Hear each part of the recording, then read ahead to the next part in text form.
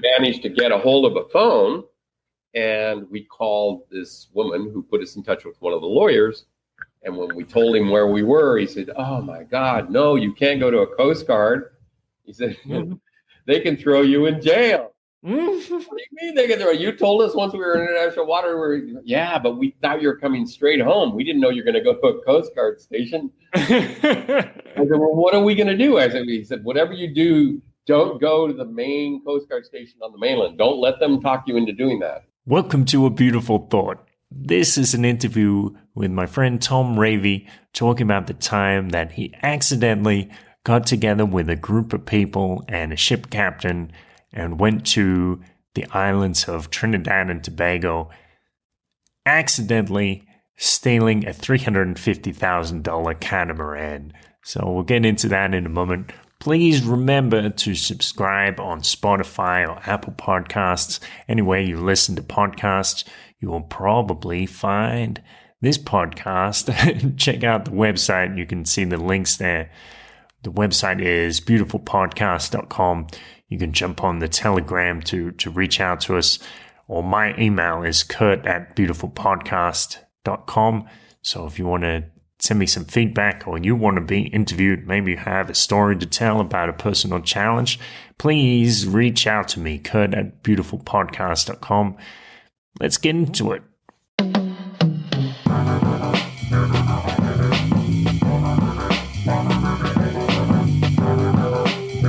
This is A Beautiful Thought.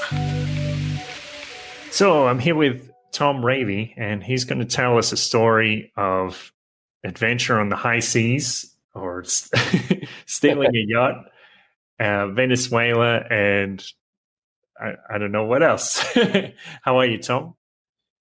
I'm doing great, and it's definitely an adventure on the high seas. That's for sure. Yeah. Yes. So the story begins when you're in Venezuela. You're on la Isla de Margarita, and you're there working with property, building homes, and thinking about buying a home. And you also start to notice that the situation economically and politically is starting to decline. What is it like? What is your day-to-day life there? Well, the island itself is paradise. It's much like where I am now in Puerto Vallarta. Beautiful, beautiful ocean views, mountains, beautiful climate.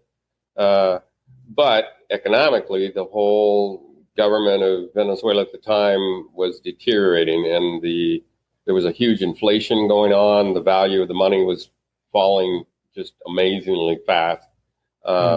So the infrastructure was, there were times when you couldn't get water. Sometimes there wouldn't be electricity. Roads were getting worse and worse, that kind of thing. Right. So Maduro is in power. No, at the time, that was Chavez. Ah, right. Okay. And what was the sentiment among the people at the time? Well, interestingly enough, there was a pretty strong division. The people that were Chavistas, that were in favor of Chavez, were extremely positive about everything that he was doing. He implemented many programs that appeared to be helping the masses, so to speak. But I think a lot of that was illusion. In fact, I know it was illusion in some of it because we were directly involved with some of it. And then there were the people that kind of saw the writing on the wall, and then there were people who just didn't really know what was going on. It's such a nice place that it's kind of hard to relate to the kind of problems that were starting to occur.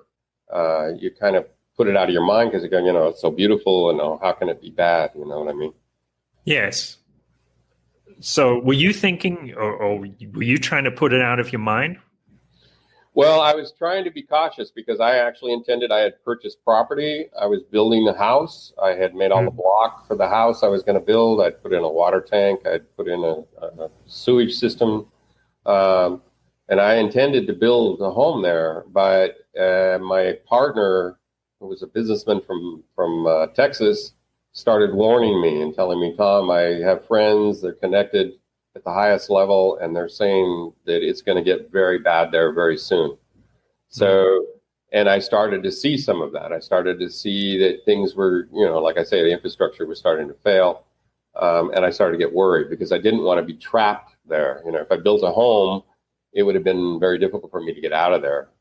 And I have friends. I actually have a friend who's still there, and he got trapped because he started to build a hotel and he didn't finish it when the whole thing collapsed. So, Whoa. Anyway, yeah, I mean, I started questioning, should I be here or not? Okay. So did you start formulating a plan to leave? Yeah, and that wasn't a simple process because I had a lot of equipment that I had brought in from the United States that I couldn't just, walk away from. I had a huge investment.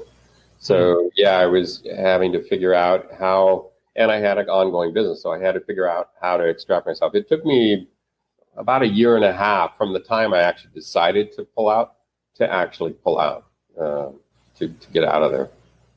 Okay, but you managed to get out with most of your investment. No, actually, I lost a major portion of it, and that wasn't because of the economic collapse. It was because the government. Well, there's a long story to that, but the short story is the government accused us of not filing a particular document in time, and then basically seized my equipment. They didn't really seize it physically; they just seized it so that I could not move it. If I tried to take it off the island or even transport it to the mainland, they would seize it. I see. Okay, sneaky government. Yep. They do that a lot, actually. I found out after the fact. Yeah. I bet they do, and more and more. Yes, well, maybe not now. Maybe there's nothing left to seize. So then you met a woman who had a problem, or how did this? Yeah, so we actually met. This woman was from Florida, a Jewish woman, and her husband. And she had owned a really beautiful home in Miami and had married this gentleman from Canada who really didn't have any money at the time. And he convinced her, after they got married, to sell their house and buy this beautiful catamaran. And it was a beautiful boat.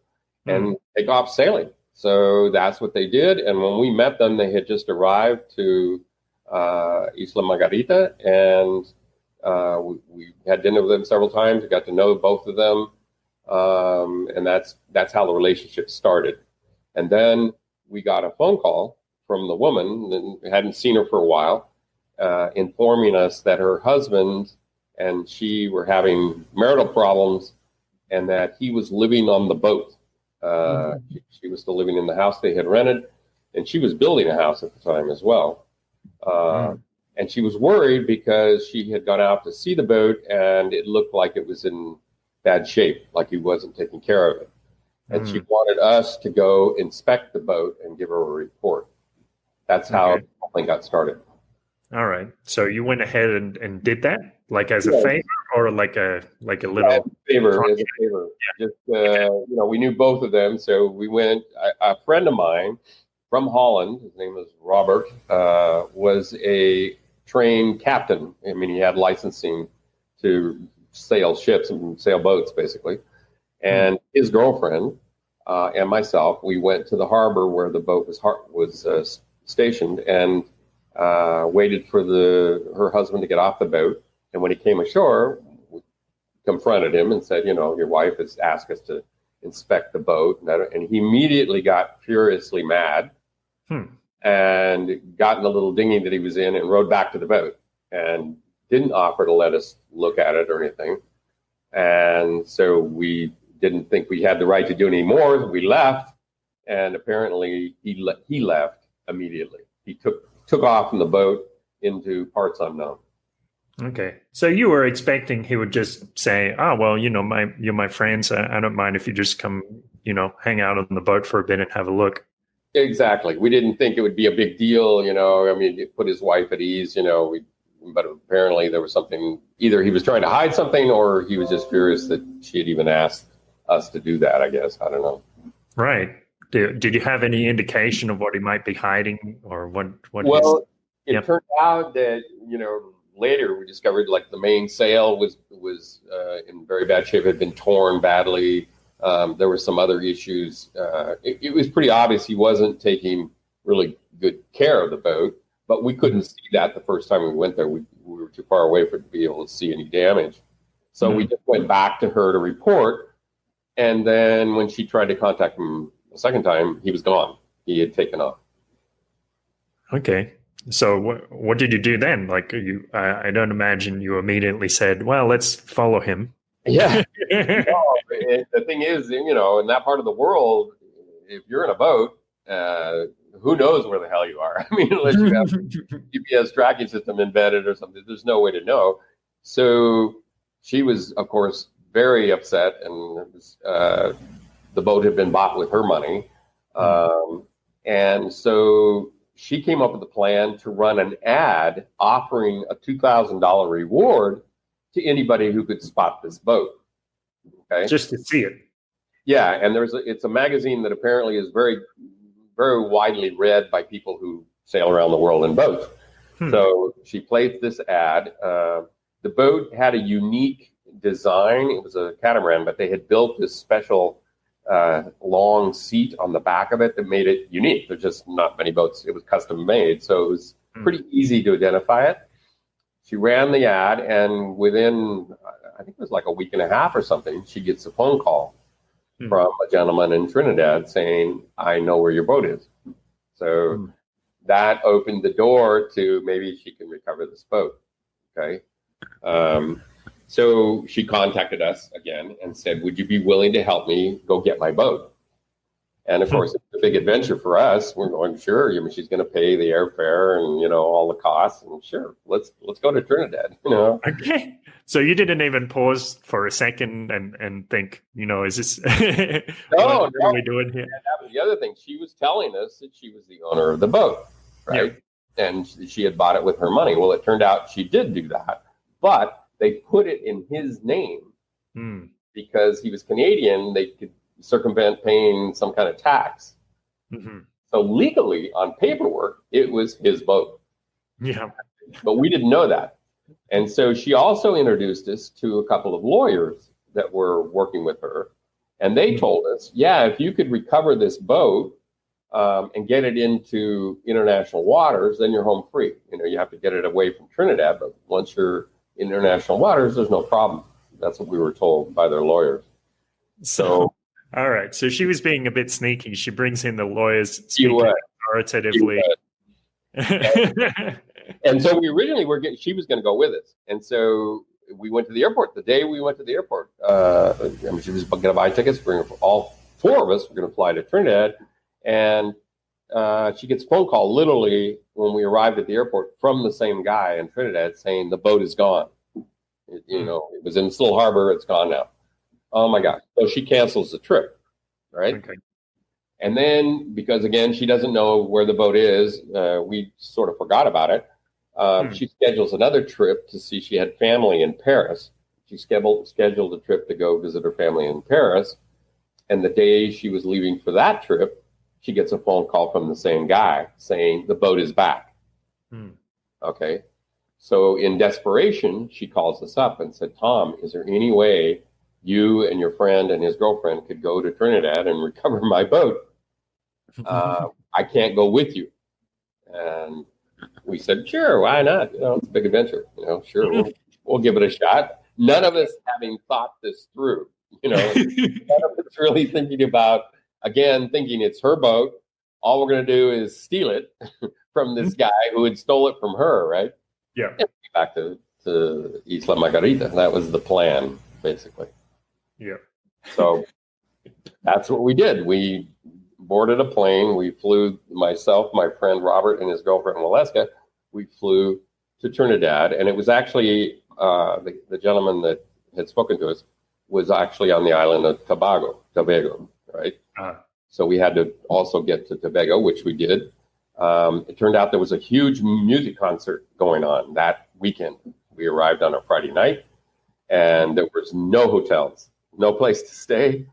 So the gentleman who had found the boat, who was a Rastafarian guy, said, well, you can stay with us. I said, great. So it turned out he was sleeping on the floor, the concrete floor of a building that was under construction.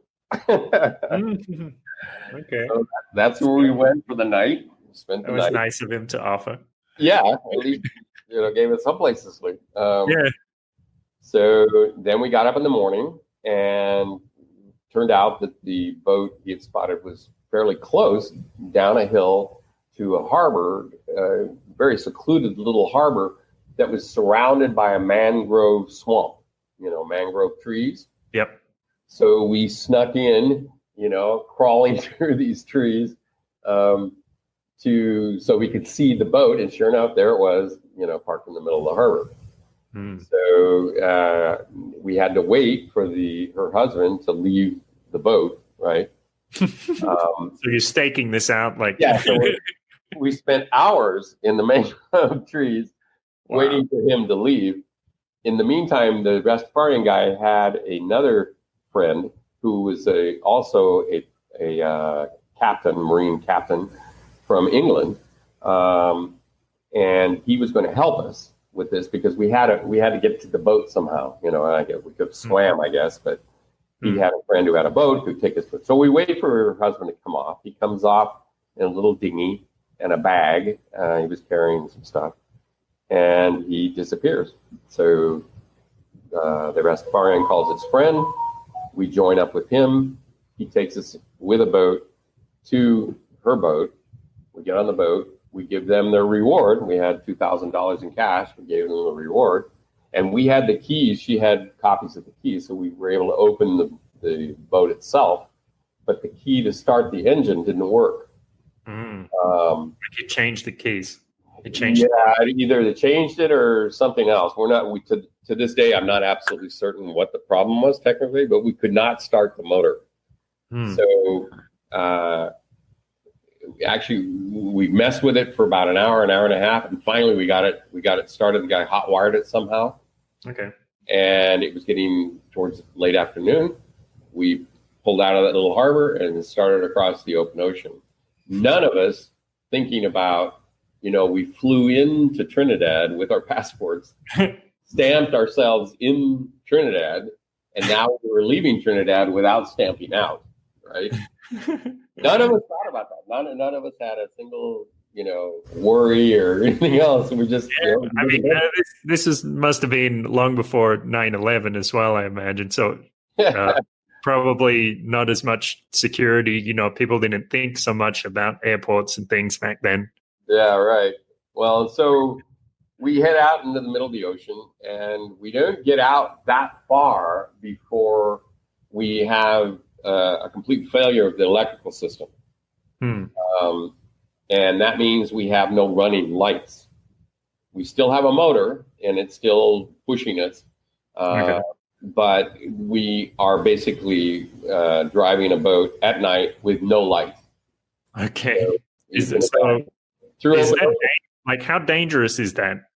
Well, unfortunately, it's quite dangerous because, you're crossing shipping lanes where they have huge tankers and all that kind of stuff. And you can't see anybody. We didn't have radar, of course, so we couldn't see anybody. We were literally using the stars to navigate. Right? Wow. And it was your captain, Robert, knew how to do that.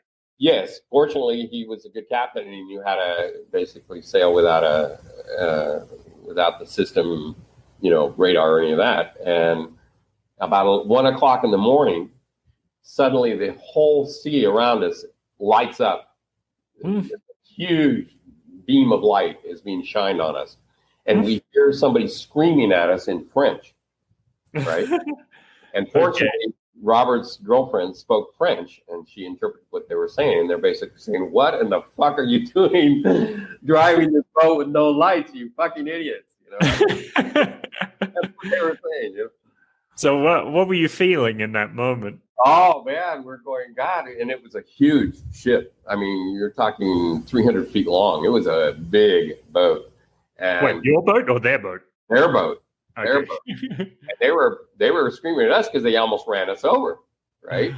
Fortunately, their radar spotted us. So we screamed back to them that our electrical system had failed and that we had no lights and we didn't know what else to do. And we're trying to get to port. And so they said, okay. But apparently they called the Venezuelan Coast Guard and reported us. Okay. Right. We didn't know that, but that's what they did. Okay. So And then I assume they're not doing it maliciously. They're just trying to let people know. yeah, I mean, I think Or, they were worried, someone's going to run right over us, yes.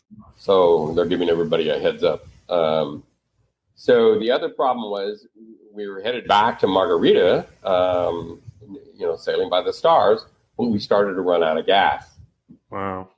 And the main sail was torn. We couldn't use it. We could probably use the jib sail. We could probably have winged it, but we were running out of gas. And it turned out Robert's girlfriend knew of an island nearby.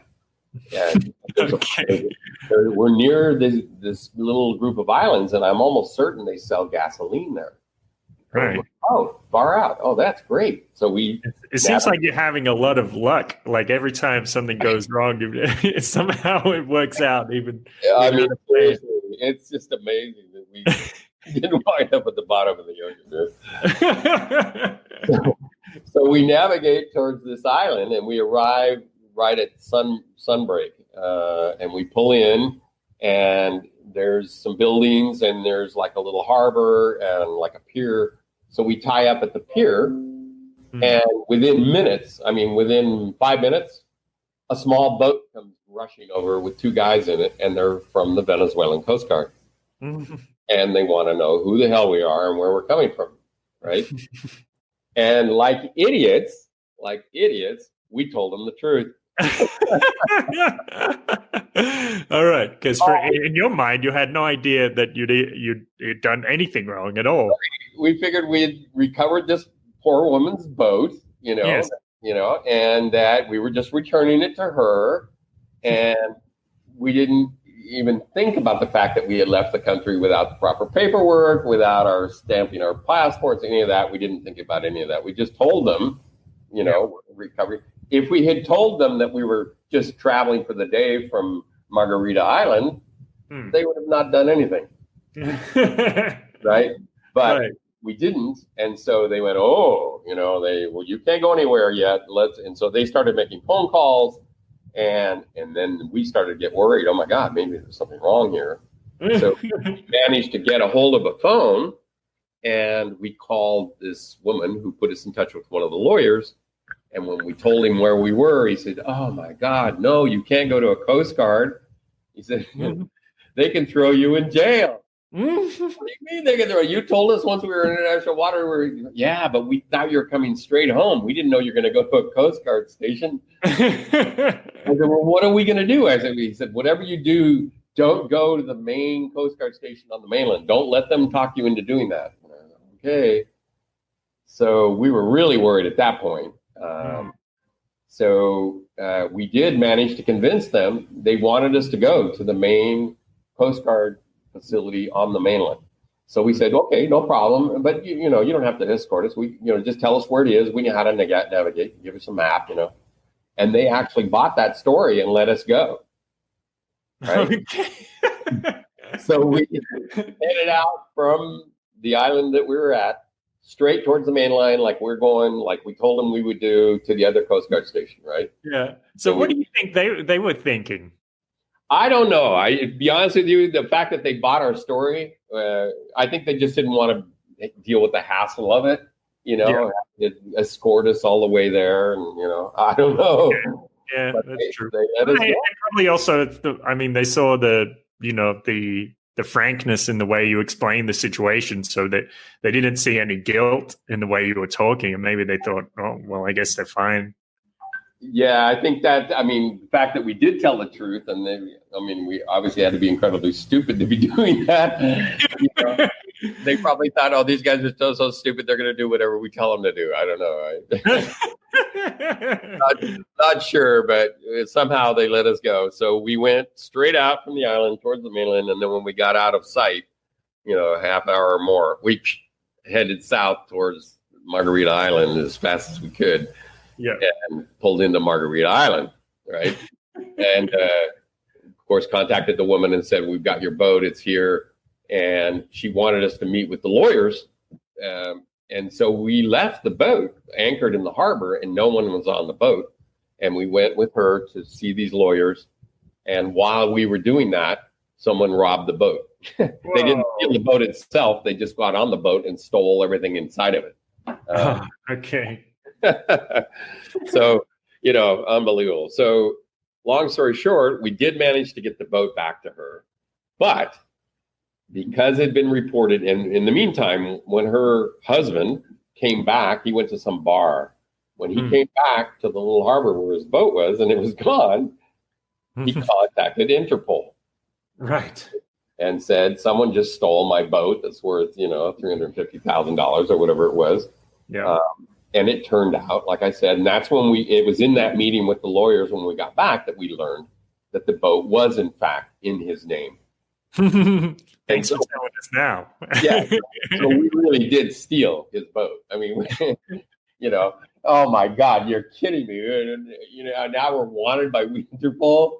$350,000 yacht. Oh my God, Then it dawned on us that we still had stamps in our passports that said we were in Trinidad.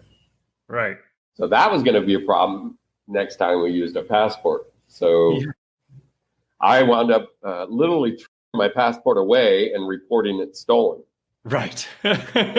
Going back to the embassy and getting the replacement. But the end of the story was, you mean you happened to lose your passport? I happened to. Yeah, I was I don't know. I was, not paying attention. Yeah, exactly. Yeah. Maybe it was on the boat when it was burgled. Who knows? Right, exactly. And that's the other. I actually started to feel really guilty when I found out this boat was in his name. I started to feel very guilty because it was literally his home. Right. Right. Yeah. I mean, we took it. It had everything that he owned. Wow. Fortunately, he had his passport on him when he got off the boat. But if we had taken that along with it, he'd have been in real trouble because he wouldn't have had even identity, So, I started to feel very bad about the fact that we had done this, Yeah. It was a little too late. As it turns out, the Coast Guard seized the boat. Okay. And she never got it back. Oh, okay. After all that, she wound up losing the boat. So, does that mean they returned it to him, or they just took it for themselves? They just took it for themselves. Whoa. Okay. Exactly what they did with my equipment. Same thing. They issue a legal thing that makes it look like they have the right to do what they're doing, and in fact, what they're doing is stealing it. So, wow. I think that's a very common occurrence. At least it was in those days. So you haven't have you had any problems with Interpol since? No. I think if anyone would ever have a problem, it would have been my friend Robert, the captain, because it was his, legal responsibility as captain of the boat. We were just passengers, I knew the woman, but if they were going to come after somebody, I think they would have come after him. Right. Have you talked to him in the last, 20 years? Yeah. So nothing's ever happened to him. And he continued to be a captain, saying back and forth and stuff. And no one ever, arrested him or went after him or anything. But I have never gone back to Trinidad. Yeah. I've never gone back. I just didn't want to take that guy. I could just see myself coming through a customs station and they look at my passport and go, oh, okay. And call the police over from my prison, This is the guy who came in here and never left. Exactly. How did you get outside our country again? No, I didn't want to take that chance. Yeah. I've never been back. Well, I have had a few times I've been checked by Interpol. I mean, yeah, but not directly. What happened as a part of the process of getting my Paraguayan residency, they talked to Interpol. So that was one thing. And then a few months later, I was waiting for a bus in Asuncion, and the police stopped and they asked me for my ID. And I said, well, how about you show me your ID first?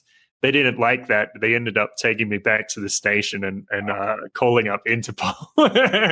Fortunately, I've never stolen any catamaran or other large vehicle. Well, one thing that I learned from that experience was how unbelievably easy it is to steal a boat. seriously. I mean, if you know how to pick a lock, I mean, someone leaves their boat and goes into town to buy you supplies or something, and you go out to the boat and you could, I mean, because once you're in the open ocean, how in the world are they going to find you? I mean, I just was astounded how easy it was. I was really quite blown away by that fact.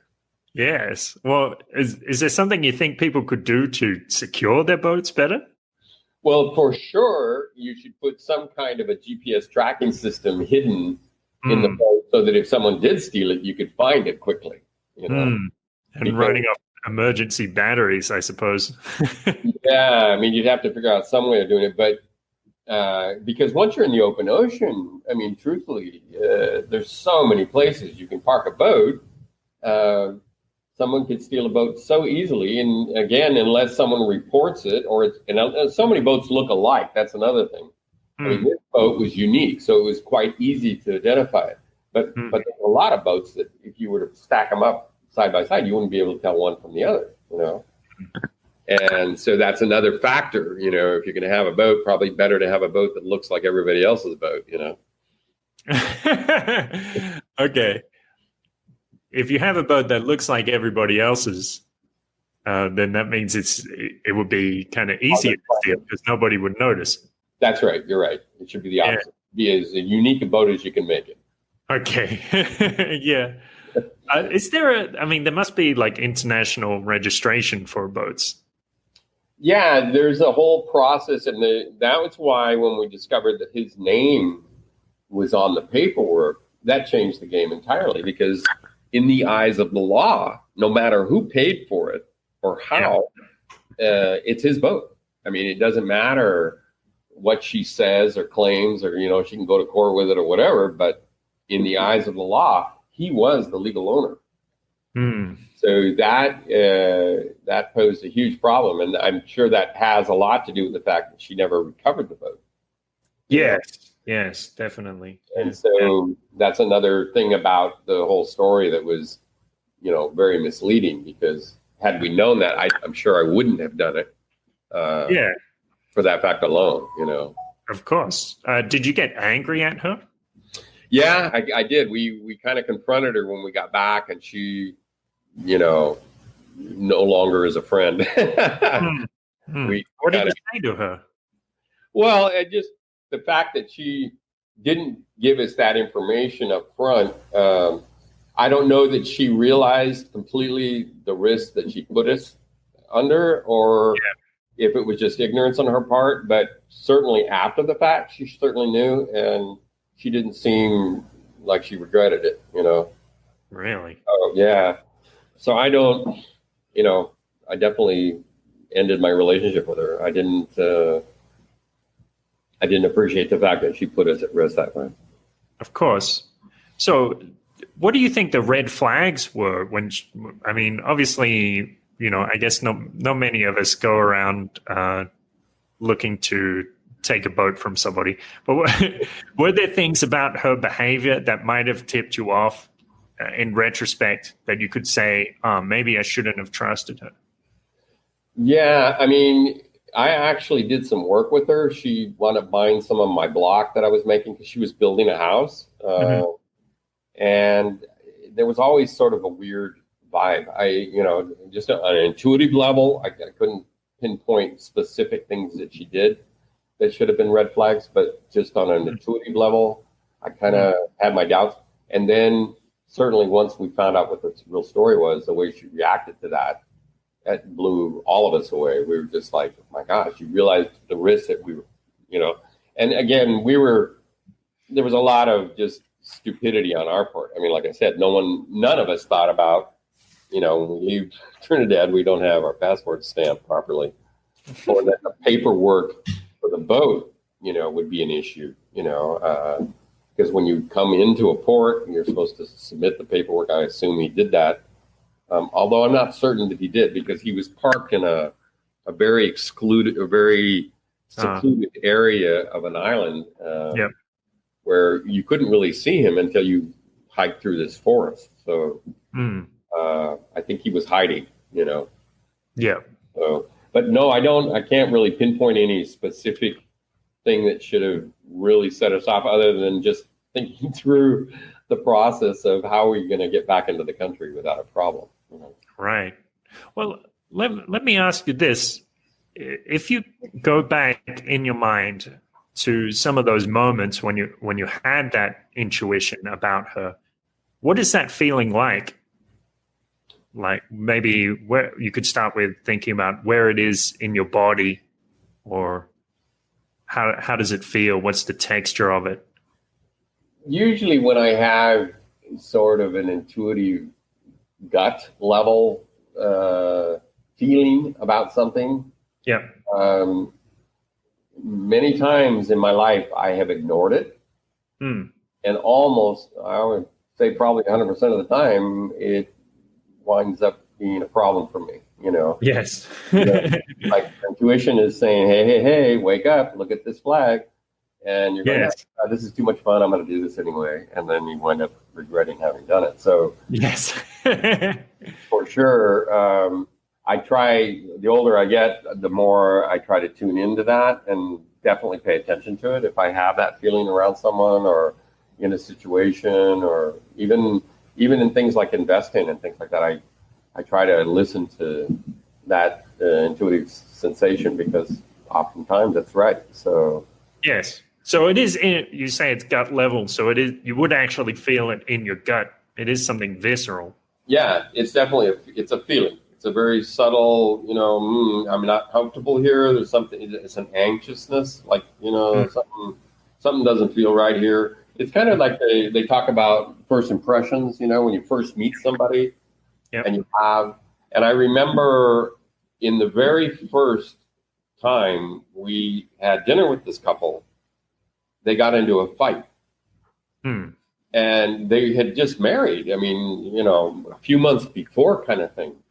Wow. And so that was kind of weird. It was like, again, the intuition was like going, this is what's going on here, Yeah. It was more, the sad part is that we bought into the adventure, because it was like, are you going to get to fly to Trinidad and then go to Tobago and then hunt down this boat and steal it? Yeah, I guess if somebody offers to pay you airfare, then it's like, oh, okay, where do you want me to go? It's a free holiday. Yeah. I mean, it was like a big adventure. So, unfortunately, in the process of doing that, we ignored, the signs that said, you might be biting off more than you care to chew on at this point. Yeah. Well, it sounds like you've been very lucky in this story. Many events in it, and the fact that you haven't experienced negative consequences after the fact is really, really lucky. That is the truth. I mean, the gods are with me for sure, because there's so many ways we could have. I mean, we could have been run over by that ship from France. I mean, right. There's so many things that could have happened that would have been horrific, but somehow we managed to make it home. Yeah. Well, I guess you, in a sense, I'd say you probably had karma on your side, because it's like in your mind, you were doing something good, like returning property to its rightful owner. Right. Even though later you realized that wasn't what was going on. Exactly. I think she got her karma, that she didn't get her boat back, Yes. That's at least the gods were on her. We're dealing out the right cards, Yeah, and he didn't either. So maybe that's, in a sense, that's justice. Yeah, exactly. Because he was the. I have to admit, I kept thinking after we took the boat, and I was just thinking, because we're in this boat and it has all of his belongings and his clothes and his, and I'm going, we just took this man's house, Imagine if you came home and you've been living in this house and the house was gone, Yeah. Oh my God, where did my house go? That's exactly what it is. It's when you live on a boat, it's a movable house, and so someone can literally steal it right out from under you. Amazing. Yes. So I guess you don't know what became of that fellow. No, I don't. I do know he reported us to Interpol. That the captain found out about that after the fact. And he wound up being interviewed by the Coast Guard. They didn't ask us, but they definitely asked him. So what happened to him after that, I really don't know. I mean, the boat was in his name legally. He was still married to her. And how the government of Venezuela wound up justifying seizing it and not giving it back, I have no idea. Yeah, especially, I suppose it was originally registered in Canada. If it was in his name, it's like the Venezuelan government can just take a Canadian ship and call it their own. Yeah, well, and we heard later that one of the political powers on Margarita Island wound up with the boat. Right. Okay. Yeah. Yeah. When I was in Paraguay, I was in the south of Asuncion visiting a friend in Lambaré, and it's quite a humble area. And these houses, I don't know, maybe most of these houses in Lambaré are worth like $20,000 or maybe a bit more. And walking down the street to get some milk or whatever, and we look over and there's this big house that's recently been built, and it must be like a couple of stories, I guess, and fresh concrete and everything. And I asked my friend, so who owns that house? And she's like, some Venezuelan. I'm like, it must be, a daughter of one of the political class in Venezuela. Right. A lot of them spreading out across the world and taking advantage of these strange events in Venezuela. Yeah, in fact, the richest woman, and I don't know if this is still true, but it was true not very long ago, is Chávez's daughter. Right. And of course, he came from a family that was not a wealthy family in Barinas. And now that family is one of the wealthiest families in that area. That's what I was told. Wow, it's crazy. So that's that's the rags to riches story of Venezuelan socialism. Oh, yeah. I mean, it's pretty remarkable, actually. When you realize how wealthy the country itself is. I mean, they have the largest oil reserves in the world. Right. Not to mention like the natural beauty. It's just incredible. I've seen those videos and photos, the waterfalls, bays, everything. Yeah, just in tourism. If they just did what Mexico did in tourism, they would have made a fortune. Because it is really, I think, a spectacularly beautiful country. Yes. And lots of resources, but the manipulation and the abuse politically is just beyond belief. I mean, I have photographed of streets where the gutters are filled with the boulevards. They're so worthless, people are literally throwing them away. Yes. Yeah, I bought some actually. I was in Colombia, in Bogota, and there was a bunch of Venezuelan people selling things in the street, and they gave me a little set. It's like from 100 to 10,000 Bolivar notes. Right. For, I don't know, I paid like, I don't know, $3 for them or something. I'm sure they were very happy because they're worth like 0.01 cents or whatever. I mean, I helped brother of my girlfriend at the time move to Mexico after I moved here. He's a petroleum engineer, right? If he were working in the United States for an oil company, he'd be pulling maybe $100,000 a year, right? He worked full time as a petroleum engineer for an oil company in Venezuela, and his salary was the equivalent of $4 per month. Right. Per month. Yeah. So yeah, I mean it's total insanity there now. Yes. So yeah, I don't know what has happened the last 2 years or so in Venezuela. Do you know what it looks like now? Well, one of the things that's happening, there's been a lot of protests fairly recently because, again, the infrastructure, I mean, the money has devalued enormously. Inflation is absolutely through the roof.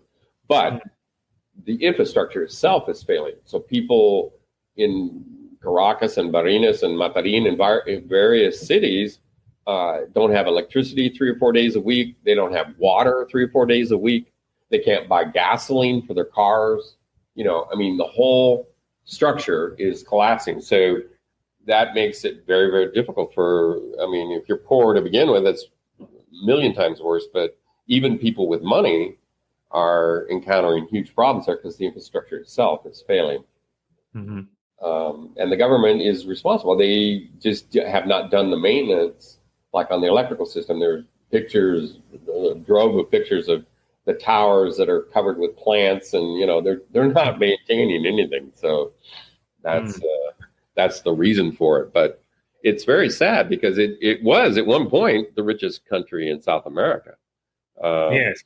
And it has tremendous resources, but the government, unfortunately, has pretty well trashed it. So I don't know. The only way it's going to come out of that is if someone takes out Maduro, militarily, comes in with an army or something, because he's not stepping down. I mean, he's got the life of Riley, and there's nothing anybody can do about it.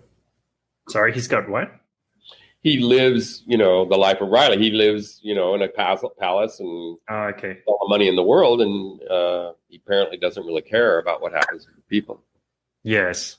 Well, I guess if he has electricity, then he's doing pretty good. Yeah, exactly. So, that's a luxury. What did you say? The life of Riley? I don't think I've heard that expression. Yeah, there was an old TV series way before your time. The Life of Riley was the name of it, and it became an expression for people who had a really good life. Pretty much everything. Yeah. Okay. I guess one thing I wonder about is cryptocurrency in Venezuela. I don't know how much you know about the subject. It's because it seems like that's sorry. I was going to say I tried to introduce the people that I knew there to Bitcoin and some of the things for two reasons. One, obviously, because their money was becoming worthless, but also because many people have very low electric bills. And in fact, even though now the electricity is failing, like one of the families I know there, they get a flat rate bill. The bill is the same every month, no matter how much they use. Right. So if they were to set up a mining operation with a couple of machines, mining Bitcoin, which is one of the biggest expenses, right? Yeah. They could actually make some serious money. But they weren't. It was too foreign for them, and they didn't really endorse it. But I know that a lot of people have. That's kind of what happens when economies fail. People start looking for alternatives. Yes. Yeah, well, that's the interesting thing about it. Like, it seems like it is one of the places where cryptocurrency has really caught on. So much so that, well, I noticed, say, I was in Argentina, also has, in some respects, a failing currency. Exactly. Not so much as Venezuela, but it's pretty bad. Like, I think over a couple of years, the Argentine peso went from 15 pesos to the dollar to like 60 pesos a dollar, and it's probably higher than that now. But I asked people in Argentina, what do you know about cryptocurrency? And I must have asked 20, maybe 50 people about it, right. And only one person knew about it. Whereas in Bogota, in Medellin, I asked people about it, and everybody knows about it. And people would even say to me, you know what, and pull out their crypto market cap app and look at the current price of Bitcoin. And it seems that it's all from that Venezuelan influence, because so many Venezuelans fled into Colombia. Yeah. Well, I can imagine that people, I actually can't imagine how it is to live there now, because the economy has gotten so bad and the money is so worthless. I mean, how do you live in a country where the money doesn't buy anything? Yes. Jeff Berwick. Yep. Right. And he did a video there, and he shows this guy walking down the street with a wheelbarrow full of bolivars, right? Right. And he confronts the guy and says, "Aren't you worried someone's going to steal all your bolivars?" And the guy said, "No, I'm more worried they'll steal the wheelbarrow. It's worth far more money." And he wasn't kidding. He was serious. Yes. That's how bad it is. Yes. Well, I wonder if somehow like a lot of the power of the nation state comes from the ability to print currency. So Right. I wonder if cryptocurrency really takes off there, maybe that will somehow spell the end of the Venezuelan nation state. Right. Yeah, I don't know. I mean, Yeah. the insanity of taking the bolivar off the international monetary system, which is where it all began, really. That's when it really started. When I first went to Venezuela before 2000, year 2000, 20 years ago, it was 5.6 bolivars to a dollar, right? Wow. And now it's 2 billion or something. I mean, it's absurd now. And so, Yeah.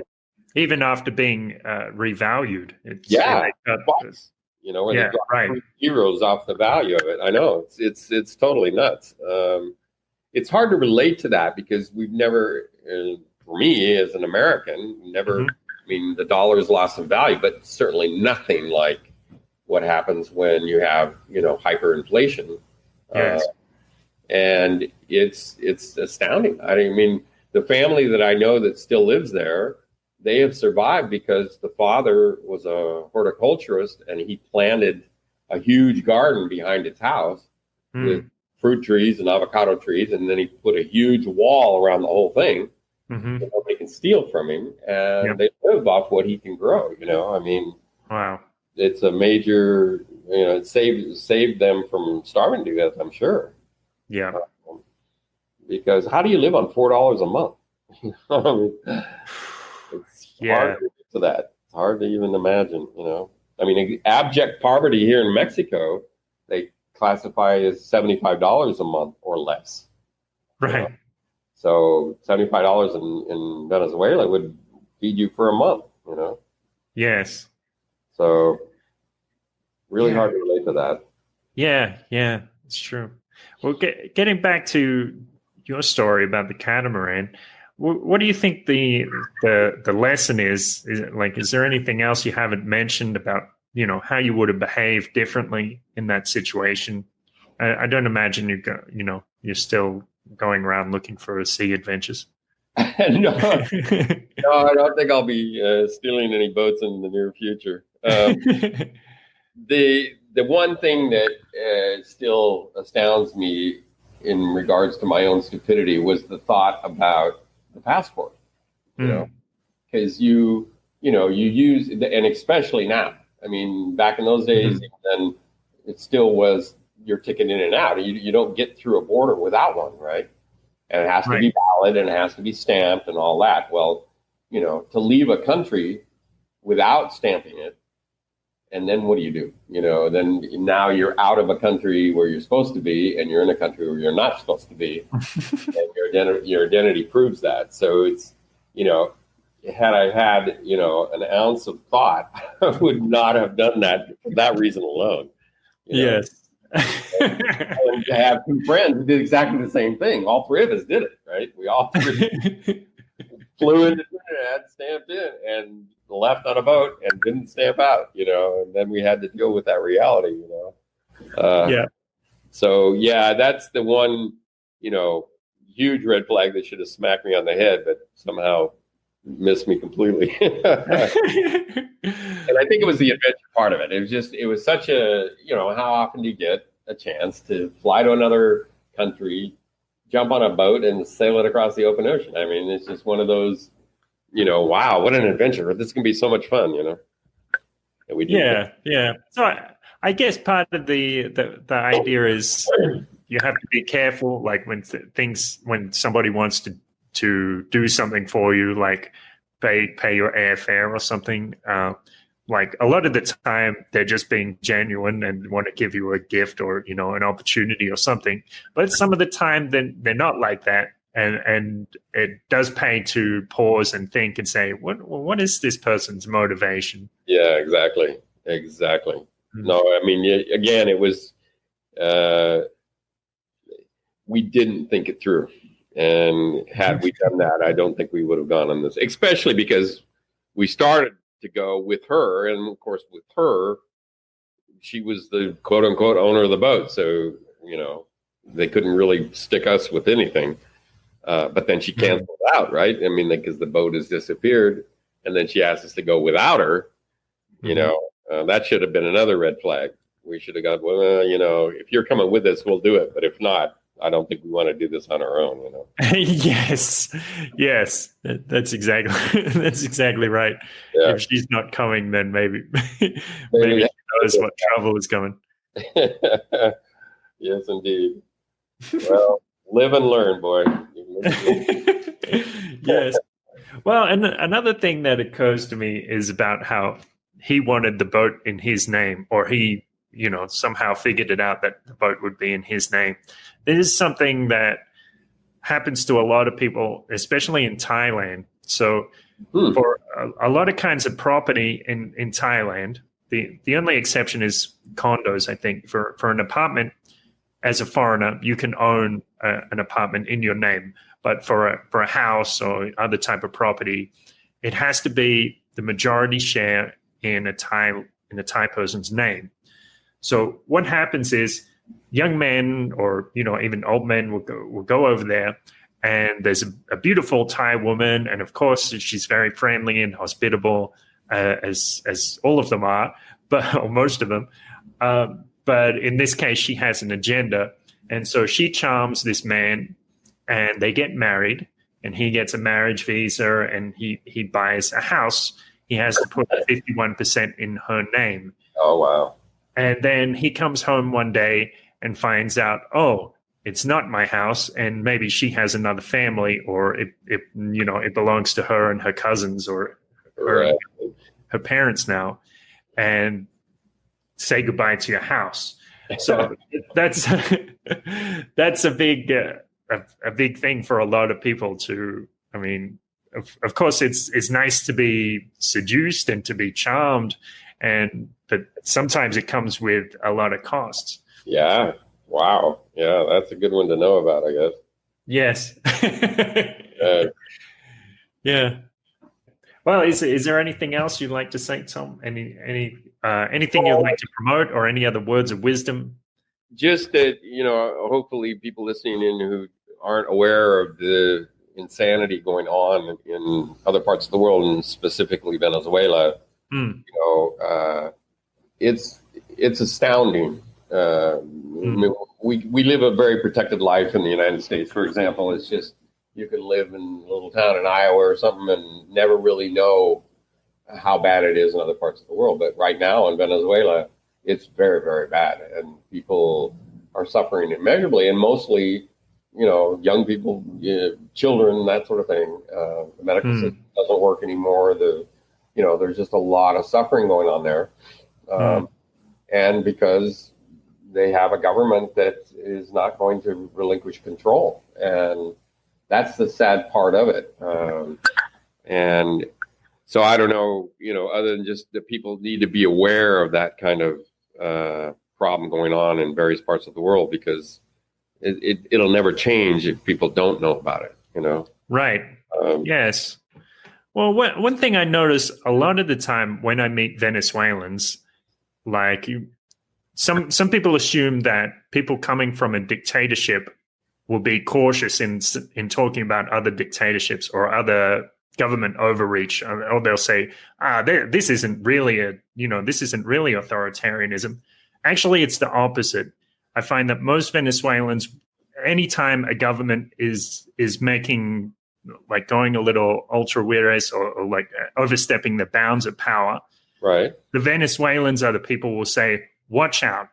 Look at what the government is doing. You have to be careful right now, because when they expand their power, maybe they get a taste for it. Right. And so in my experience, it never hurts to be a little skeptical of government. Oh, definitely. And I think I've definitely seen a lot of Venezuelans that are anti-socialism because they saw Chavez, you know, stepped up to power under socialist premises. And a lot of those programs were, you know, a complete failure. They didn't work. And I think people realized that a lot of it was just for show anyway. You know, it wasn't real. And so now when they talk about socialism in the United States and things like that, they're very that perspective because they associate it with their own government. Yes. All right. Well, thanks for telling your story, Tom, and sharing your perspective there. And I hope things are going well there in Puerto Vallarta. And so, do I have your email? If not, because when Interpol picks me up now, I need to communicate with you. So I just asking if I still have your email. So. All right, I'll send that through to you. All right, buddy. Thanks, Tom. I'll stop. All right, thanks a lot. Talk to you soon. A beautiful thought. Thanks for joining us there. There was something I was thinking about. Tom was telling us about the feeling of not being sure that you can trust somebody, that kind of intuition, that gut feeling, that hunch that maybe something is wrong with this person. Maybe I can't exactly know what their intentions are. And I think a lot of us have probably had that feeling at various times in our life when we notice it seems there's a certain incongruence in somebody's behavior. It seems like their intentions are different to what their actions are. And if you think about one of those times, you can probably imagine that feeling of discomfort being in somebody's presence when they're behaving like that. And we can also think about the times when we've been with people who are absolutely congruent, when we know what their intentions are, and we can feel perfectly relaxed and comfortable in their presence. And isn't it nice to have somebody like that when you can know that there is nothing to worry about, that they're exactly what they appear to be? And isn't it nice to be somebody like that for other people? Thanks for listening. Remember to check out the website, beautifulpodcast.com. Listen to the previous episodes. Go ahead. There's a big backlog there of episodes, fun, juicy interviews to listen to. Remember to subscribe on Spotify and all that kind of stuff. And most importantly, have a good time. You